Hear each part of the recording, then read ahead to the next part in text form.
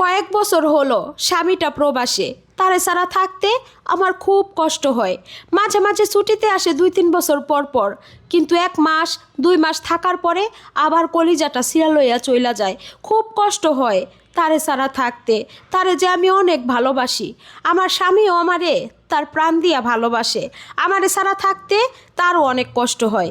তাই স্বামীটারে কইছি, তোমার আর বিদেশ থাকা লাগবো না। মানসিক শান্তি যদি না থাকে টাকা দিয়া কি করবো, তুমি একেবারের জন্য দেশে চলে আসো।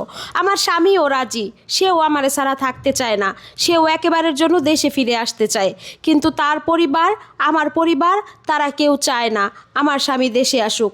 এখন আমরা কি করব বুঝতে পারতেছি না। পরিবারের সবার বিরুদ্ধে যাইয়া আমার স্বামীকে দেশে আনাটা কি আমার ঠিক হবে? আমি কিছুই বুঝতে পারতেছি না।